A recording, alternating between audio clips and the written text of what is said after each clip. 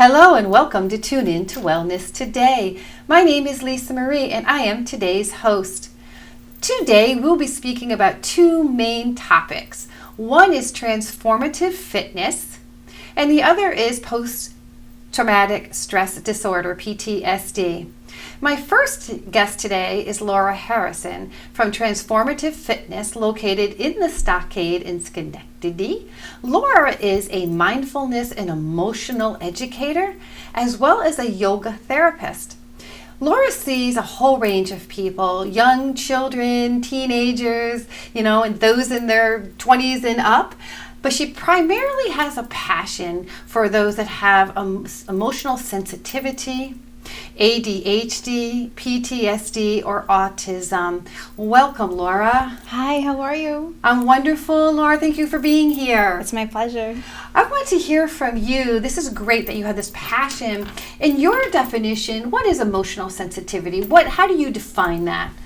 I would define that as someone who almost can't ignore their emotions. And many of us are taught to ignore our emotions so that we can function in what's considered, typical society. But that means not having any real highs or real lows that would distract you from basically sitting down, focusing on work. But the truth is, I really believe that we're all feeling an entire range and meant to feel an entire range of human emotion in both directions. And I believe that the emotionally sensitive people are the ones that just simply can't block it out. Isn't that beautiful? And you've chosen to work with or have a passion for, autistic people, as well as those with ADHD and PTSD. What drove you to that specific group of people?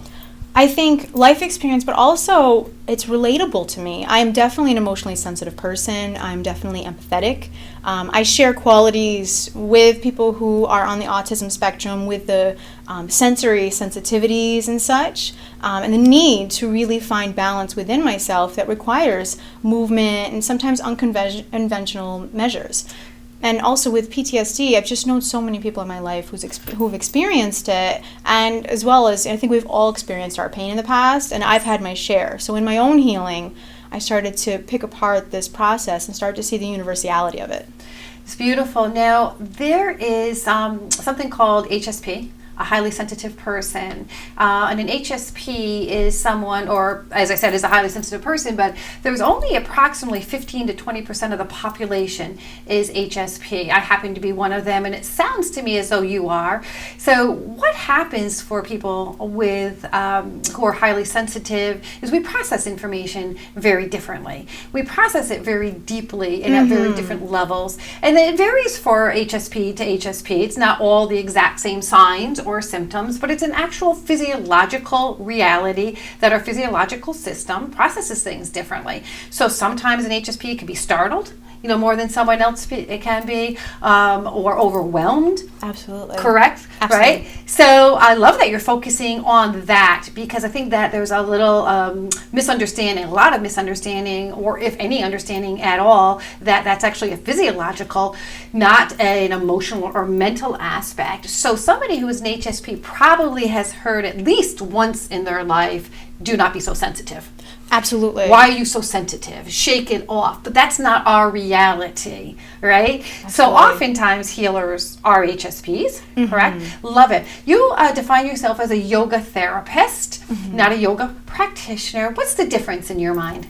To me, and it's not that all yoga instructors are not touching on the entire sphere of who a person is. I mean, you can't move the body and come back to the present moment and your senses without denying every single layer. But I guess because of my specific passion with emotional and sensory sensitivities and using them to tune into what I would consider inner guidance, that in particular, I guess, is what defines me. That is the central theme of my work. So it's about, yes, the physical realignment and the physical part of the practices, but how it feeds into the overall sphere of the person coming into a sense of alignment and rightness and comfort, which is achieved only through that balance and especially through acknowledging instead of denying the emotional and sensory experience. Letting that emotion come up. Is that how so if I were to come see you as an example, Laura, what can I expect? How would you work with me? My one-on-one sessions are really individualized, but I usually begin with some breathing, mindfulness meditation practice. A lot of people who've experienced trauma or are highly sensitive have a hard time with just being able to really come back into their bodies and breathe. If they've had this, need to divorce themselves from their bodies as a coping strategy, there's a point where they're ready to heal and they're ready to transcend that survival mode, and that's usually the point where I end up working with people. So we start with the physical poses and the breathing after that initial settling in together, and then for every person it's different. Some people need a mainly physical practice, and that in and of itself is cathartic for them. And some people, there's a great deal of discussion in the poses, memories come up, things come up, and mostly at that point my job is to just help people to trust themselves. I'm not telling them what to feel, not even so much how to interpret it, but just holding up this mirror to say, yes, what you're feeling is real, acknowledging that for them, and just expressing that they can trust their emotions, and that using the pain that we've had, as well as the triumphs and beautiful experiences, as a form of guidance to help us understand who we are, what we need, and where we need to go in order to feel and be our best version of ourselves, is really the path I take in these lessons. I would think that many people that come in to see you are not even aware of the fact that they have buried down these deep, dark, painful experiences, because as you started to say at the beginning of this session, we in our culture, our culture in the United States have been taught to push down, which unfortunately has brought up a lot of issues. They manifest in physical illnesses, absolutely, emotional, mental illnesses, frustrations, rage, and a whole host of other negative things.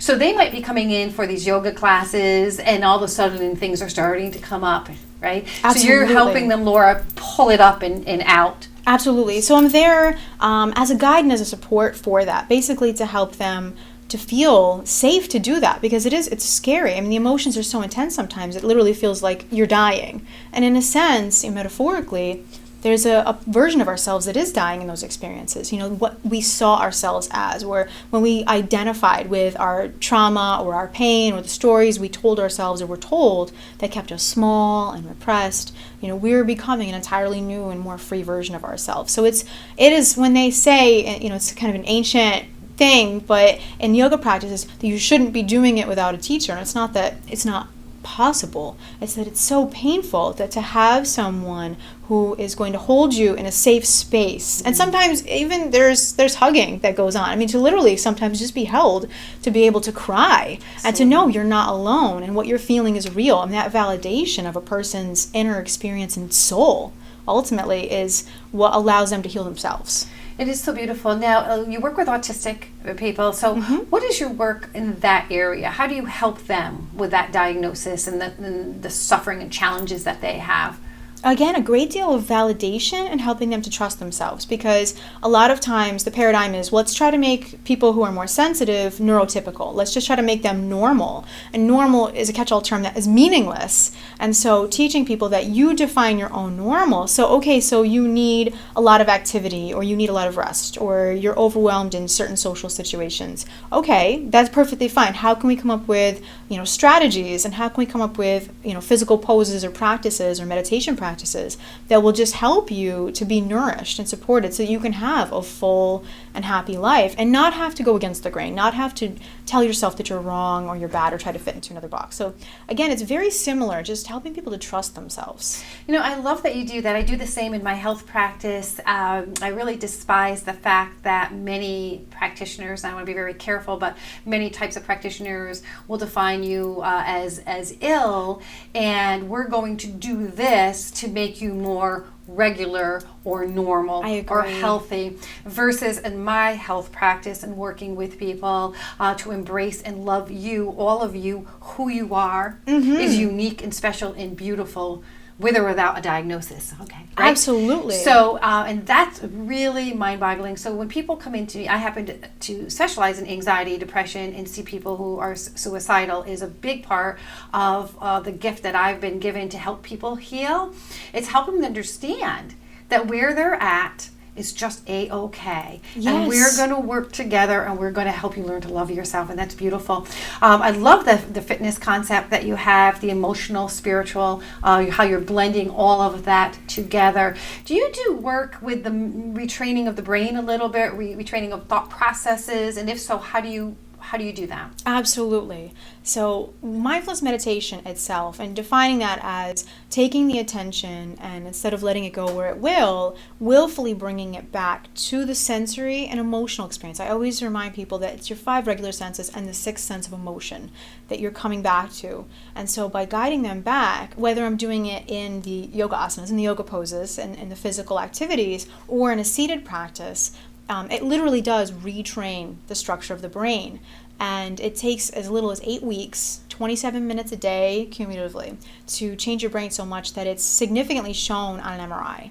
So it's, to me, that is so incredibly exciting. That it has a tangible shift in 8 weeks. And are you familiar with, I don't mean to put you on the spot if you're not, but neuroplasticity? Absolutely. Okay. So that is an element of neuroplasticity, is the brain's way of healing. Dr. Norman Doidge is one of his books, right? How we can retrain our brain, which is something that much of the science world, medical world, still is not fully comprehending and understanding that we actually can. And I think that is amazing.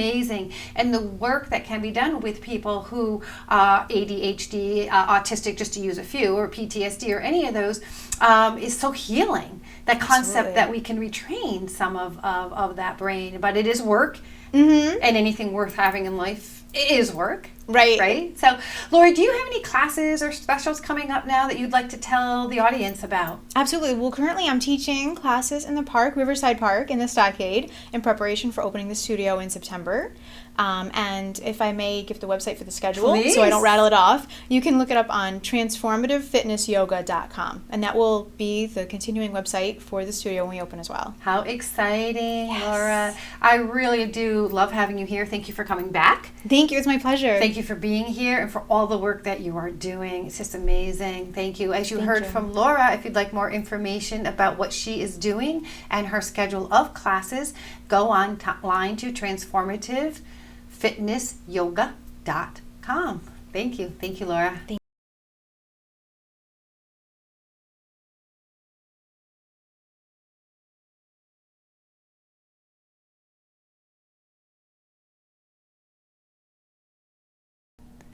I certainly do hope you found Laura to be inspirational. I certainly did. Absolutely adore her and the work that she does. And I do encourage you to reach out to her should you have any questions about the work she does. The next segment today is going to be about post-traumatic stress disorder, and I'll be discussing this with you. Also known as PTSD. I am sure that you have heard much about PTSD today because we're hearing so much more about it specific to our military personnel and our veterans. But post-traumatic stress disorder can impact just about anyone at any time. So let's talk a little bit about that. What is it? What is it? Well, it is an illness. It is an actual illness. Who is subjected to PTSD? Anyone, anywhere is subjected to it. Children, adults are subjected to it. What causes PTSD? A cause of PTSD is if you experience or witness something that's very upsetting, disturbing, or dangerous. You do not need to be participatory in the event. You can simply be witnessing the event. So what are some examples of causes that are dangerous, upsetting, disturbing? A car accident, witnessing the death or a severe illness of a loved one, a plane crash, a fire, natural disasters like a hurricane or a tornado, combat and war. These are all examples of dangerous, frightening, disturbing events that can happen to anyone, anywhere, anytime. So how does PTSD impact people? When does it impact people? Well, that really varies. It impacts some people very, very imminently after the dangerous event, after that life experience. Some people start seeing signs of PTSD immediately, and those signs continue on. Some people do not see signs of PTSD until months or sometimes even years later, and that's the tricky part. As time goes on, the signs and symptoms can be much more severe. So, How do you know if you have PTSD or if a loved one has PTSD?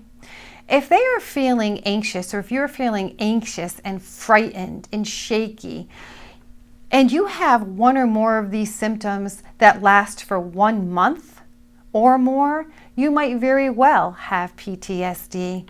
These symptoms will be reoccurring dreams of the event, nightmares, sleepless nights, too little sleep, too much sleep. The inability to want to go out and do anything, to socialize. The fear of going back to the scene of the event. Having argumentative encounters with people very frequently for apparently no reason or very small reasons. Having outbursts of anger. These are all examples of PTSD. For children, how can you tell if a child might have PTSD? Children will often revert back to behaviors they had when they were much younger. They will seem to have stomach aches or headaches just out of the blue and frequently. They will be fearful to go outside and leave your side. They'll be fearful to play with their friends. These are all signs of PTSD, and again, if these signs are lasting more than 1 month, there's a very good chance you or a loved one could have post-traumatic stress disorder. Here is the very good news. The very good news is PTSD is treatable. You can receive help. You can live again and hopefully heal from post-traumatic stress disorder. So let me give you an example, a very simple example. If you were in a car accident, you survived the severe car accident, but the other driver did not, and you start having dreams about that car accident, seeing it over and over and over in your head, having what they call flashbacks. You start to be argumentative with your spouse or your coworkers. You start to be aggravated and agitated frequently. That would be a good indication that you have PTSD. That is the time then to reach out for some professional help and guidance. So you may want to reach out to your physician, and he or she may be able to help you or refer you to another physician who specializes in post-traumatic stress disorder.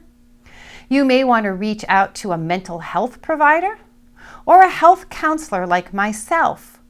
Or you may want to reach out to all three people and receive an accumulation of services and help. Medication is certainly available as well, although I'm not really an advocate for medication unless it's absolutely necessary.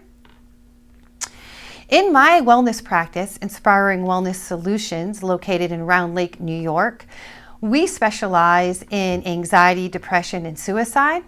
We do work with veterans and active military who are suffering with PTSD. So let me tell you a little bit about some of the natural wellness services that you, whether you're military or not military, will receive should you want to treat in our office for post-traumatic stress disorder or for any other concern, issue, anxiety, frustration, depression that you might be going through.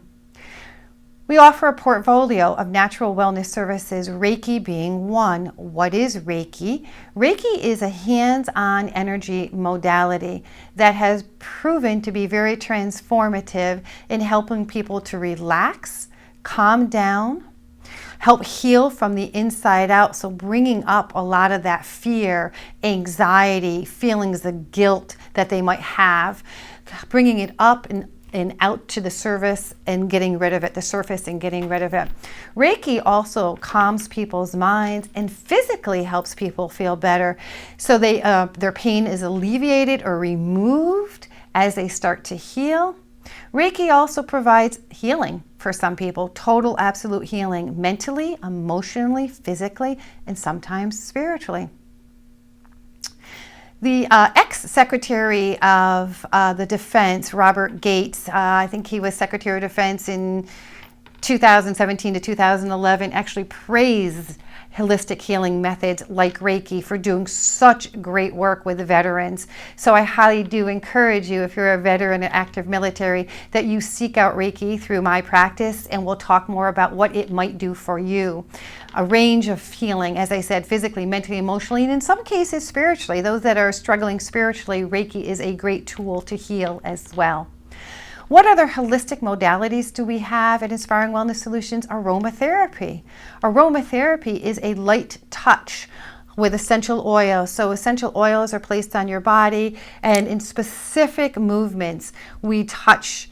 And it's not a massage, but it's a light touch in specific movements that causes calmness and relaxation on your back, on your feet, on your head. And when you subject yourself to that, you will probably step off the table feeling very relaxed, very much at peace at mind, very calm. If you're not someone that likes to be touched, we can do Reiki above the body versus hands-on, or you can try simply essential oils. There are some essential oils that calm you down within 5 minutes of putting the essential oil on you, such as lavender, lemon, yang yang, or ling ling they call it, and you can put it on your neck, your back, your feet, which calms you down. Those are just 3 avenues of holistic natural wellness that will help you primarily with any anxiety, depression, suicidal thoughts, post-traumatic stress disorder. But for those that are not suffering from those, you certainly are going to receive healing, physical healing, or may receive physical healing and other benefits as well. In addition to those services, Inspiring Wellness Solutions offers counseling and couples counseling. It offers nutrition education. It offers you an opportunity to take a holistic, healthy living program, which takes a look at your entire aspect of your life, your entirety of who you are. So your careers, your social life, your emotionality, your physical life, the food that you eat, your finances, everything that makes you who you are, your creativity. We take a look at that and we build a program that helps you live the life you want to live to achieve the goals that you want to achieve. So you can see in my practice, we offer a myriad of services, all of them with the focus and the goal to help you be happy, healthy, and well sustainably for the rest of your life. In addition, Inspiring Wellness Solutions has opened up a division called the IWS Foundation for Health and Healing, and that program is specific to active military and veterans who suffer with PTSD.